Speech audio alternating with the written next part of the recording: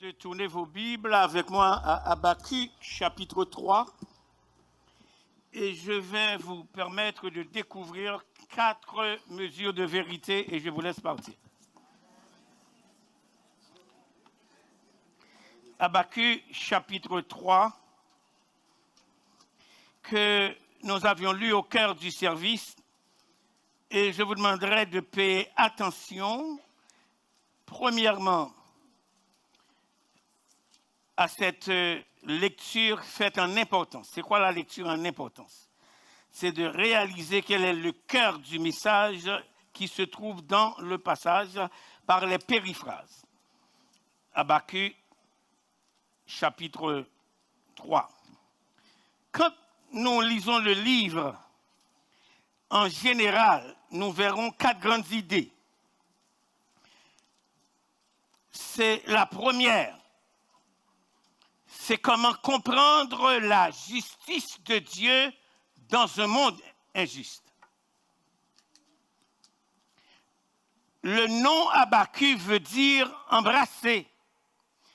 Il embrasse le dilemme que ce monde que Dieu a créé puisse devenir aussi injuste, tandis que Dieu, lui, reste juste.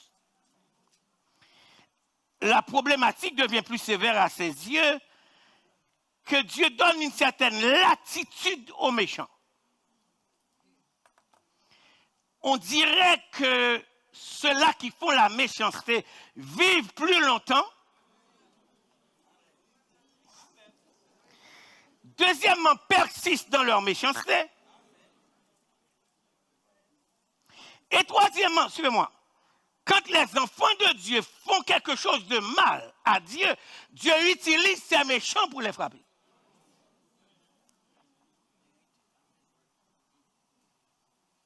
Et ça, c'est le dilemme d'Habakkuk.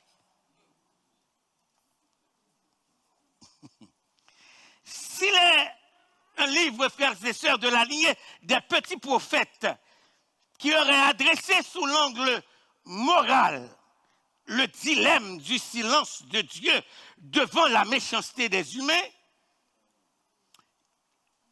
il en écrirait des ouvrages. On en ferait des séminaires et les étudiants ne sortiraient jamais pour connaître ce qu'on appelle une cérémonie de graduation, parce que même après une vie d'études, la problématique resterait entière. Écoutez ça, ce n'est pas simplement le problème de la longévité des méchants. Ce n'est pas même le problème de ce que Dieu leur donne une latitude pour faire leur méchanceté. Ce qui dérange davantage, c'est parce que le texte biblique déclare que Dieu ne désire pas que le méchant meure, mais qu'il change de condition et qu'il vive. La longanimité de Dieu envers les méchants est beaucoup plus, suivez-moi là, est beaucoup plus longue que le châtiment que Dieu inflige à ses enfants quand ils les désobéissent. Et Habakkuk a la problématique de comprendre cette attitude du divin en second plan, tout en reconnaissant, parce que c'est comme ça que Dieu agit en faveur d'Israël, tout en reconnaissant la méchanceté d'Israël, le prophète est préoccupé par le bras que Dieu va utiliser, non seulement pour punir ses enfants, parce que Dieu tue le méchant, parce que nous lisons dans le psaume 93, si les méchants croissent comme l'herbe, si tous ceux qui font le mal fleurissent, c'est pour être anéantis. À jamais. Tout en reconnaissant la problématique de la négligence, aussi la désobéissance d'Israël, il y a un autre problème qu'Habakkuk veut adresser. Il dit c'est parce que là, ces hommes-là, ces méchants-là, ils sont riches. On dirait que Dieu donne latitude à leurs biens. Asaph posait le même problème, de dire non seulement que leur prospérité avance, mais ils sont pleins d'embonpoint. On est ensemble? Et non seulement ils sont point d'un bon point, rien ne leur trouble jusqu'à leur mort.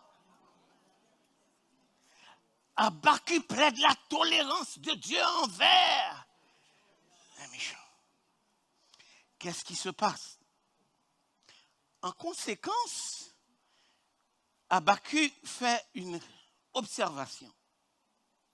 Après avoir premièrement adressé la problématique du monde injuste face à la justice de Dieu, après avoir deuxièmement considéré en second plan que Dieu utilise ces méchants pour fouetter ses enfants, après avoir fait troisièmement l'observation que tout ce que les méchants semblent toucher semble prospérer et que rien ne leur tourmente, il est gras.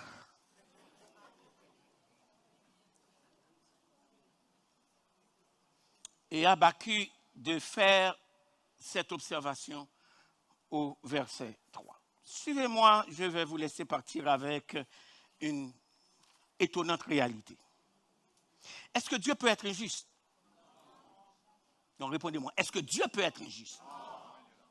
Si Dieu ne peut pas être injuste, la question que nous devons nous poser, pourquoi Dieu n'exerce pas justice au moment où le méchant fait son acte de méchanceté? Je reprends ça. Pourquoi Dieu n'intervient pas au moment où le méchant fait son acte de méchanceté? Suivez-moi. Si Dieu ne fait pas cet acte de tolérance envers la méchanceté, Dieu ne pourra pas parler de justice. Suivez ça. Pourquoi? Ils diront carrément que Dieu ne leur a jamais donné l'opportunité de repentir. Ça, c'est un. De deux, que Dieu n'est pas un Dieu patient, c'est un Dieu vengeur. Troisièmement, que Dieu qui les a créés avec la liberté ne devrait pas les juger à cause de leur méchanceté. Suivez-moi, suivez-moi. Mais je vous ai dit souvent derrière cette chair que Dieu n'est pas simplement un Dieu juste, il est aussi un Dieu d'amour. Si Dieu, jusqu'où peut aller l'amour de Dieu pour sauver le méchant? C'est la question que nous devons nous poser. Je reprends. Jusqu'où peut aller quoi? L'amour de Dieu pour sauver qui? Parce que ce qu'il désire, ce n'est pas que le méchant même, mais qu'il change de. Dans le cas contraire, le Jean 3,16 que nous répétons, Dieu a tellement aimé le monde afin que quiconque croit, il faut donner la latitude aux méchants pour qu'ils croient. On est avec moi? Maintenant, Dieu a utilisé les Babyloniens pour punir Juda de leur faute.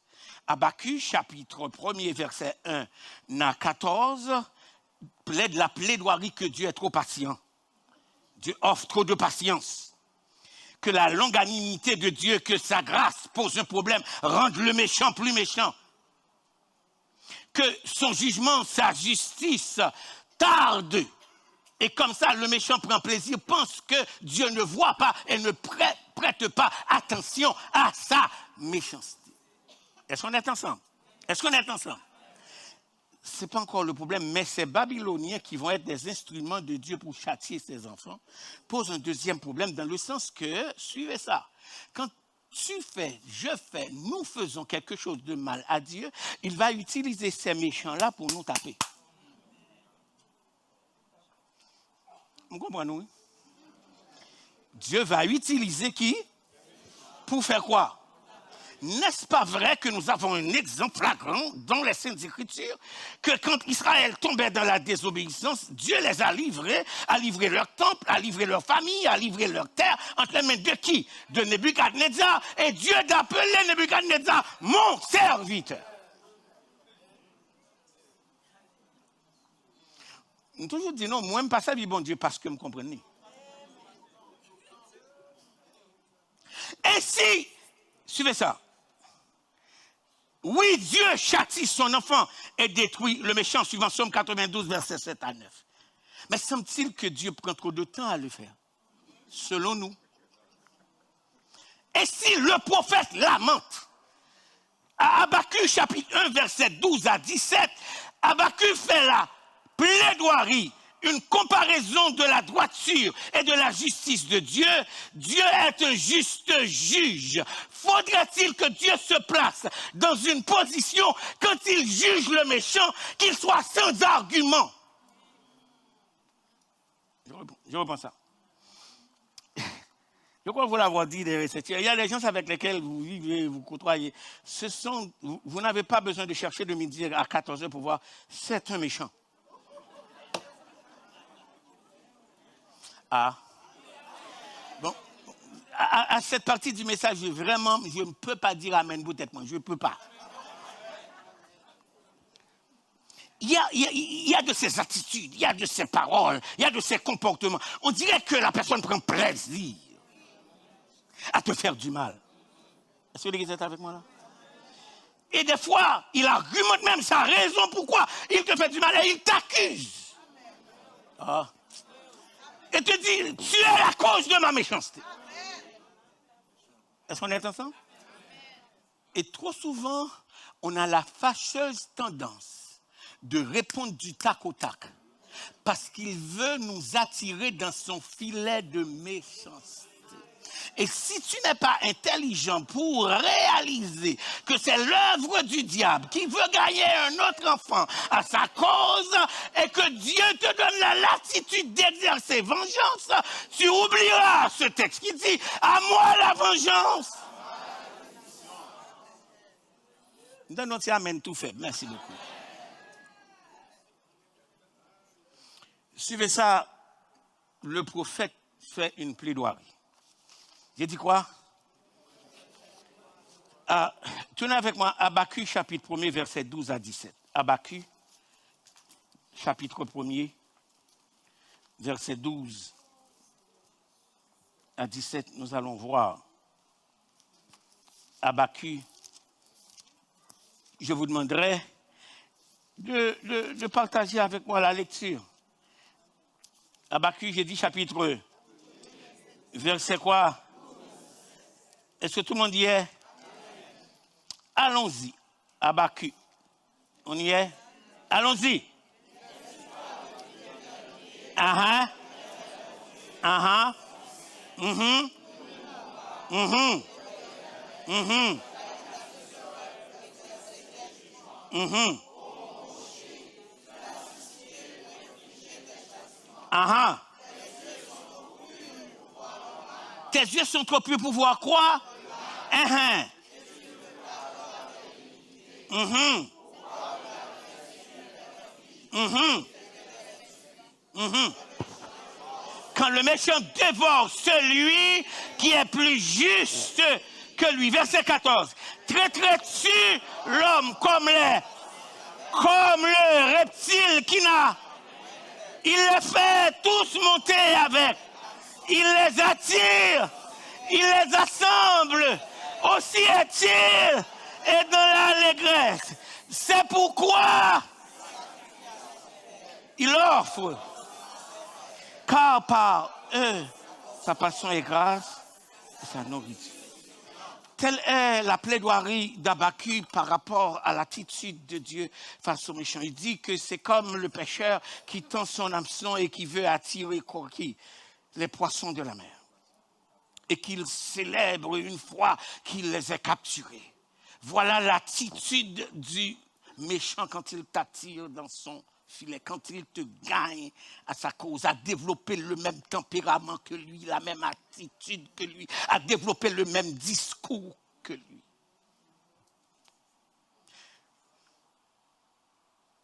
Je prêche ce message et je vous dis que le dire, c'est une chose. Le lire, c'est deux choses. Le prêcher, c'est trois choses, mais le vivre, c'est une autre chose. Est-ce qu'on est ensemble? Maintenant, Dieu va rompre son silence. Dieu va rompre, à la plaidoirie du prophète, Dieu va rompre son silence. Habakkuk chapitre 2. Habakkuk chapitre 2. Habakkuk chapitre 2. Voici la réponse de Dieu à la plaidoirie du prophète. Quand il adressa cette plainte contre les méchants. L'Éternel m'adressa la parole, jusqu'au verset 2. Est-ce que l'Église est avec moi? L'Éternel m'a adressé la parole et il dit, écris la prophétie. Grave-la sur des tables, afin qu'on la lise comment? Car c'est une prophétie dont le temps est déjà fixé. Elle marche vers son terme et elle ne mentira pas. Si elle tarde, car elle s'accomplira. Elle s'accomplira comment? Voici son âme s'est enflée. Elle n'a pas droit en lui, mais le juste vivra quoi? Ainsi, si je donnerais un sujet à ma méditation d'aujourd'hui, c'est de la plainte à la foi. Je suis venu vous dire ce matin, ne vous laissez pas gagner par aucun méchant, sous aucune forme, dans aucun temps, parce que Dieu prendra la cause de son enfant en main et le méchant disparaîtra éternellement. C'est la première chose. Au verset 5, il y a une deuxième. La prophétie arrive. Dieu dit, voici son âme s'est enflée, elle n'est pas droite en lui, mais le juste vit comment? Le verset 5 dit, pareil à celui qui est ivre, je suis encore au chapitre 2, et arrogant, l'orgueilleux ne demeure pas. Il élargit sa bouche comme le séjour des morts. Il est qui quoi? Comme la mort. Il attire à lui. Il assemble auprès de lui. Celui qui fait de la méchanceté se fait des partisans. Il veut te gagner à sa cause. Et si tu n'es pas de son côté, tu es devenu son ennemi. Est-ce qu'on est ensemble? En d'autres termes, il veut non seulement, suivez-moi, il veut non seulement rationaliser sa méchanceté, moraliser sa méchanceté et spiritualiser sa méchanceté. Il est un ayant droit en tout. Qu'est-ce que je viens de dire? Il est un ayant droit en tout. Le texte dit qu'il n'est jamais satisfait. Il est insatiable. Le texte dit qu'il est insatiable comme la mort. Il attire à lui toutes les nations. Il assemble auprès de lui tous les peuples. Ne sera-t-il pas pour tous un sujet de quoi? Frères et sœurs, à un moment de la durée, il y a des gens qui carrément vont vous taper sur les nerfs. Nous prenons pas protestant avec moi là. Vont vous taper sur les nerfs. À un moment de la durée, votre tolérance tire à sa fin. Et tu veux renverser les choses. Parce que, suivez-moi, chacun de nous a une limite de tolérance. Est-ce que l'église est avec moi? Non, ne me regardez pas drôle. Chaque monde qui est là, nous gagnons une limite de tolérance. Je m'en souvenais, je recevais un couple qui avait des difficultés, ça fait quelques années, une quinzaine d'années de cela. C'est dommage que le couple a disparu. Et puis, le mari a regardé sa femme et dit, vous connaissez patience, il y a une limite. Et c'est important de se rappeler, frères et sœurs, que seul Dieu a une patience de grâce. Qu'est-ce que j'ai dit? Seul Dieu a une patience de grâce. Mais en même temps, en nous rappelant que nous ne pouvons pas donner à l'ennemi une arme pour nous détruire devant la méchanceté des hommes, nous ne devons pas simplement regarder à la longanimité de Dieu, la justice de Dieu, mais la foi en ce Dieu qui nous dit que la justice contre le méchant arrive. Est-ce que l'église est avec moi? La justice contre le méchant. En d'autres termes, suivez-moi, est-ce que vous avez assez de patience pour vous laisser dépouiller?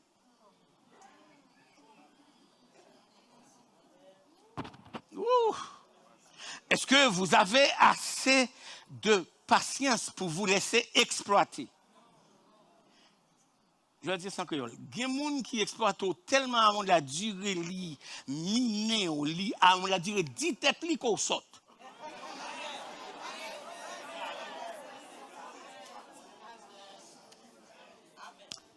Parce qu'ils se perdent dans cette compréhension que tu n'as pas la rationalité pour comprendre son jeu, donc il te donne une étiquette de sot. Et là, en entendant qu'on son monde saute, tu vas t'énerver. Parce que tu sais que tu as été à l'école. Est-ce que l'église est avec moi un instant? Il n'y a pas simplement la question, excusez-moi, il n'y a pas simplement la question de la connaissance l'ivresse. Quelqu'un qui n'a pas été à l'école ne veut pas dire nécessairement que cette personne est sorte. Ah. Est-ce qu'on est avec moi là? À la durée, quand la nature nous dicte ce que nous devons savoir. Donc dans le naturel, nous avons une somme totale de connaissances. Ça va là? Deuxièmement, nous avons aussi la connaissance livresque. Et c'est ce que nous avions dans le livre de Josué, chapitre 1er, que ce livre a la durée, suivez-moi là, donc la réussite suivant ce texte de Josué est livresque. Vous me regardez drôle.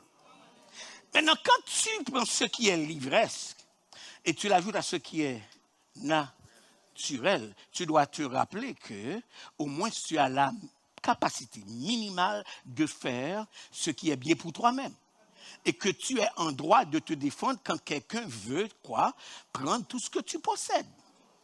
Il y a des gens, suivez-moi, qui prennent de ton temps, prennent de ton argent, prennent de ton énergie, prennent de ta compréhension, prennent de ton amour. Ça n'a pas de là.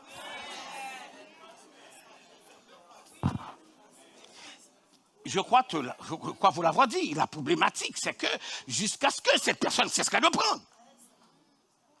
À mon naturel, parce qu'au moment, tu dois te dire, je dois me réserver au moins un petit peu pour moi-même.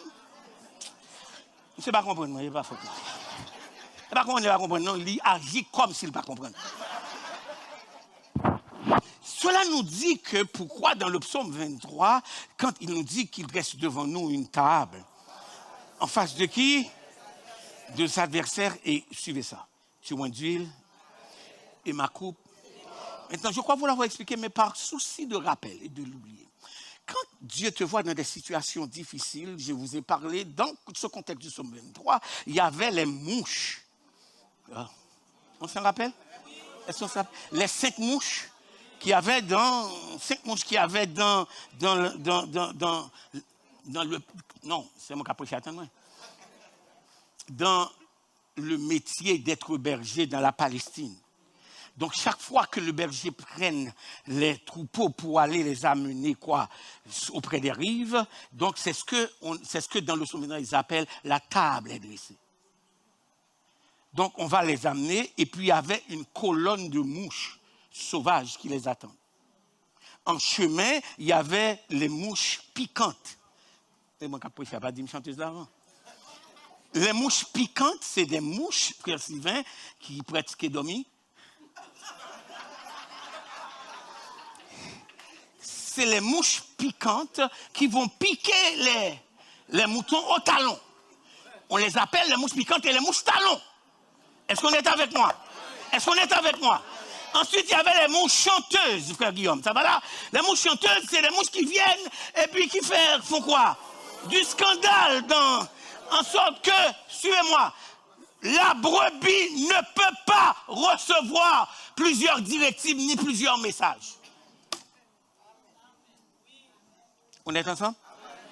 Entre les mouches piquantes, frère Florimar, et les mouches chanteuses, s'ajoutent aussi les mouches talons. Ça va là? Il y a une troisième et une quatrième, je m'excuse. C'est les mouches colonnes. Qu'est-ce que j'ai dit? Les mouches? C'est des mouches qui ne marchent pas toutes seules. Donc, c'est comme, j'ai un petit problème avec Pasteur Gachelin, ça va là? Je pouvais m'entendre avec Pasteur Gachelin. Mais la méchanceté de quelqu'un d'autre dit à Pasteur Gachelin, non, n'est-ce non, pas bien avec elle. Et puis, je m'ajoute à toi. Un autre s'ajoute, un autre s'ajoute, un autre s'ajoute. La méchanceté ne marche jamais toute seule. Ah. Qu'est-ce que je viens de dire? La méchanceté ne marche. Il cherche ses colonnes.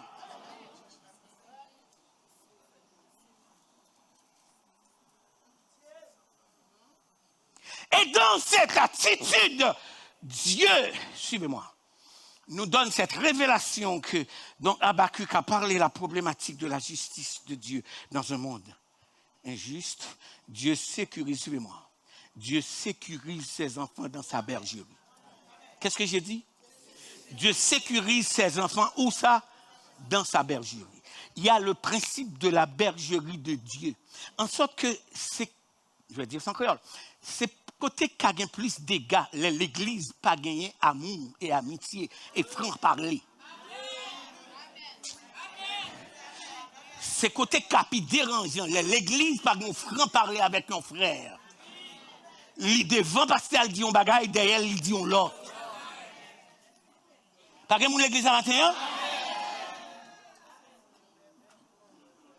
Donc ainsi, pour préserver ce que Dieu veut garder dans le principe de la bergerie, l'huile que David a parlé à que vous mettez dans Somme 23, suivez-moi là, il dit tu oins d'huile, c'est l'odeur de cette huile, ce que représente cette huile. C'est l'onction que l'Esprit de Dieu donne à ceux-là qui veut garder dans sa bergerie. Est-ce que l'église est avec moi là? En sorte que quand ces mouches, soulignez avec moi, les mouches, talons, les mouches, chanteuses, les mouches, piquantes, les mouches, les yo prend centre l'huile là, frère. Non, il n'y a pas bâti, non? Il y a de l'autre côté de la rive. Et ils sont témoins que le berger est en train de nourrir son troupeau en face. Je reprends ça. Ils sont témoins que le berger est en train de nourrir son troupeau en face. Si c'est en face, qu'est-ce qui les sépare, frère Tius? La rivière les sépare. Ça peut être une mer, ça peut être une rivière. C'est ce qui explique que dans l'Apocalypse, dans la nouvelle terre, il n'y a pas d'eau qui nous sépare. Pas de l'eau qui sépare nous. Pas de la mer. Pas de l'eau. On est ensemble? Je suis venu vous dire ce matin, n'épousez pas l'attitude du méchant, car il y a une rivière qui nous sépare. Est-ce qu'on est ensemble? Mais Habakkuk ne s'est pas éveillé à la réalité que finalement Dieu donne l'attitude du méchant. Finalement Dieu utilise les méchants pour nous punir. Et ensuite qu'il fait sa plaidoirie ou bien sa plainte contre les méchants. Mais au dernier verset, il y a une doxologie. Je lis pour vous. Habakkuk chapitre 3. Habakkuk chapitre 3. Suivez-moi. Si les versets 1, les chapitres 1 et 2 constituent les grandes confusions, les grandes difficultés que le prophète éprouve pour comprendre le comportement de Dieu par rapport aux méchants. Deuxièmement, pour comprendre que Dieu va utiliser même ces méchants pour punir ses enfants. Que troisièmement, que ces enfants, que ces méchants-là jouissent de la santé et tout ce qu'ils font vont prospérer. Mais au chapitre 3, au verset 12 que nous avions lu, écoutez ce que le prophète est en train de nous dire. Que Dieu est en train de parcourir la terre dans sa fureur. Tout le monde est avec moi? Je suis à Habakkuk chapitre 3, verset. L'église se lève, nous allons lire ensemble. Et je termine.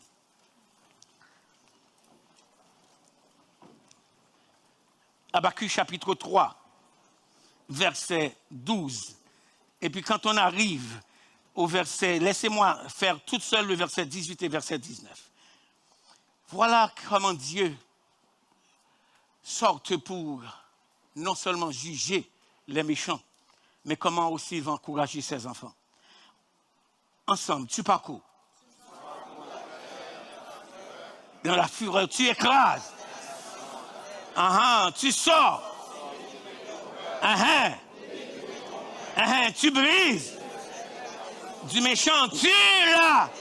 Et tu fonds de fond en comble. Suivez-moi. Regardez-moi. Vous savez pourquoi vous ne devez jamais, en aucun temps, prendre ta défense contre un méchant? Tu ne pourrais jamais le vaincre. Parce que tu sais, toi, même en voulant le répondre, il y a quelque chose en toi qui te dit d'arrêter.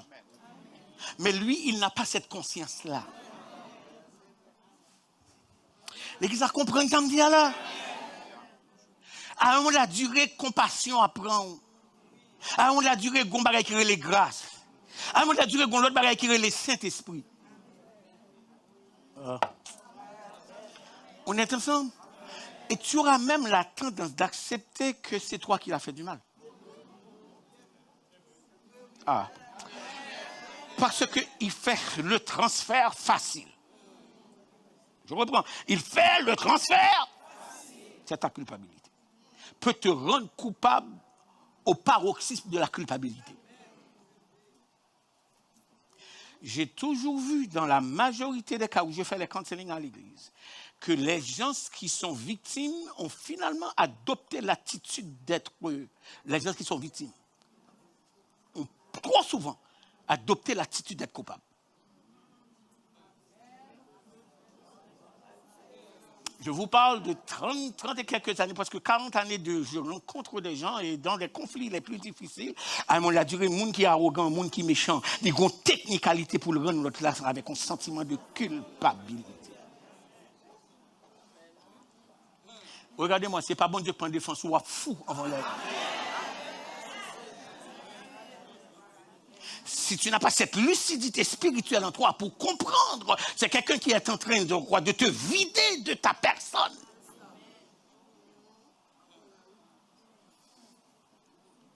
Parce que Dieu, quand Dieu détruit, écoutez ça, Dieu détruit de fond en comble. Malachie chapitre 3 verset 12, quand Dieu détruit de fond en comble. Habakkuk.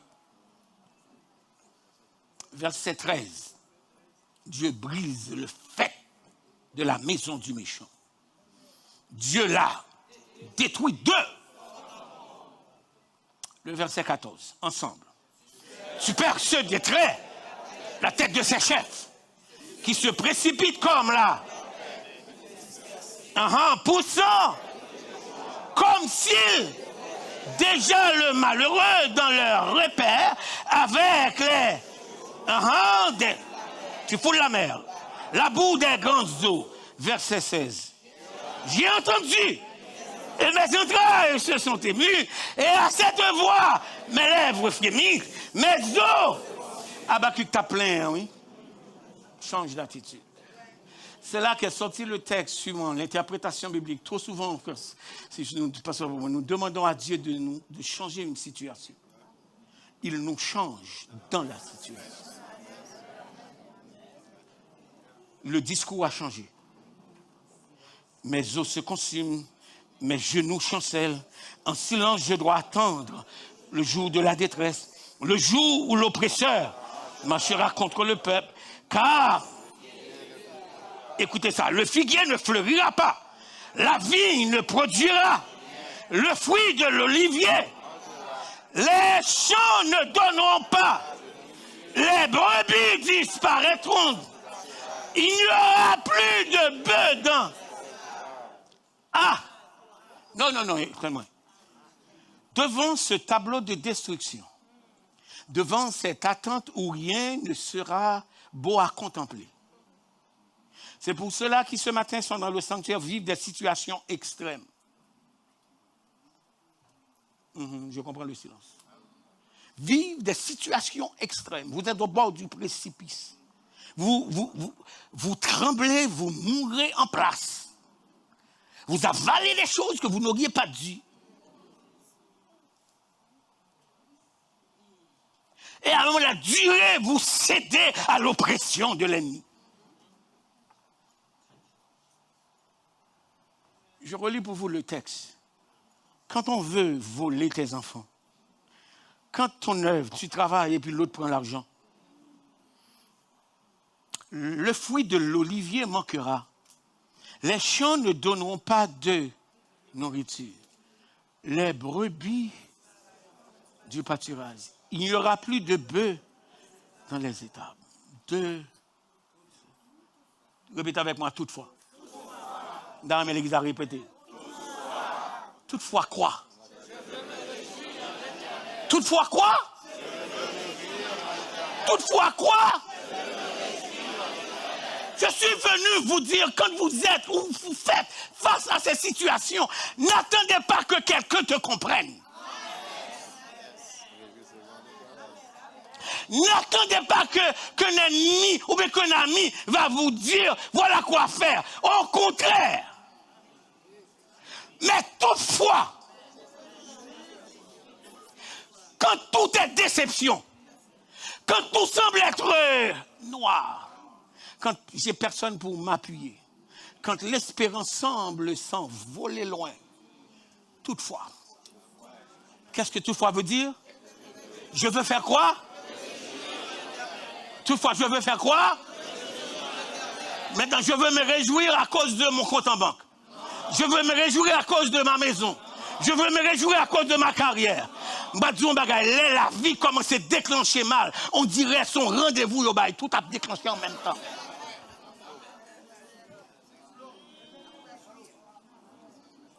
Est-ce que l'église est avec moi? Hein? Mais toutefois, je veux me réjouir. En qui bagaille? Tapez mon nom contre la dit, pas perdu la joie.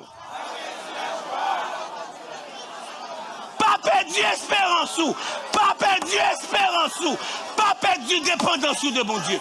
Toutefois,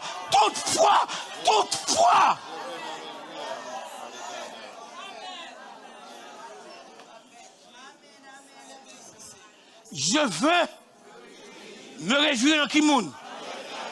Maintenant, continuez la lecture parce que c'est intéressant. Je veux me réjouir qui côté? Pour qui ça, l'on méchant font un bagage? Suis-moi là, et puis je termine. Pour qui ça, l'on monde qui méchant faire un bagage? Ou envie à faire le bagage là? Ou envie à balle monnaie pièce là? Ah. Bon bagage qui passe, on dit. Bon, et moi, c'est ça qu'on dit, pas grave. Est-ce qu'on est ensemble? Pour qui ça tout leur fait, bon Dieu, yon bagay. Simon là, leur fait, bon Dieu, yon bagay. Pour qui ça, ou va le dormir avec chagrin, ou prier avec hésitation, et parce qu'on sauve. Ah. C'est parce qu'on sauve. Parce que les gens qui ne sont pas sauvés, méchant. Il tente bon Dieu, il échappe et puis il dit bon Dieu, bah ouais. Mais vous-même qui avez Saint-Esprit en dedans, ou fin fait bagaille là, ou qu'on entend droit pour faire lui, mon gon bagaille cap en dedans. C'est pas l'attitude d'un enfant de Dieu. Est-ce que l'église est avec moi? Toutefois, je veux me réjouir dans le Dieu de... Lorsque j'ai salut ou pas non mais méchant. Lorsque j'ai ciel ou pas non mais. Même job ou pas non mais. Est-ce que l'église est avec moi là? Je veux me réjouir dans le Dieu. Continuez à la lecture. Ou ce monde qui sauve, il y a attitude ou pas de rien. L'Éternel, quoi? Le Seigneur est qui bagaille. Frères et sœurs, Dieu n'abandonne pas ses enfants dans l'épreuve. Sous ta main de explication, où sont explications? Où sont explications? Où sont explications? Où sont explications? Où sont explications? Parce que les bagaille où passer, c'est pas le bon Dieu qui est dedans.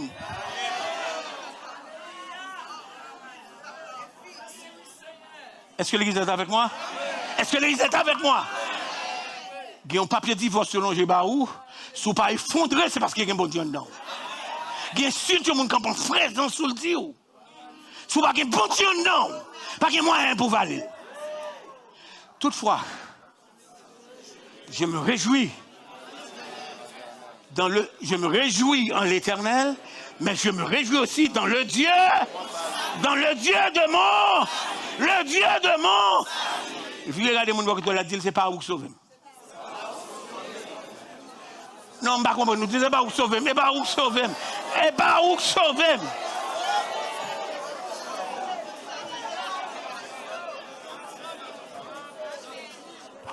Mon qui sauve là, le Dieu de mon salut. Il est qui bagarre le Dieu de mon... Le Dieu de mon... En sorte que il était qu'à coco, oui, mais le Dieu de mon... Aïe, t'es qu'à faire expédition d'ailleurs. Et puis on garde, on perd du langage. Mais le Dieu.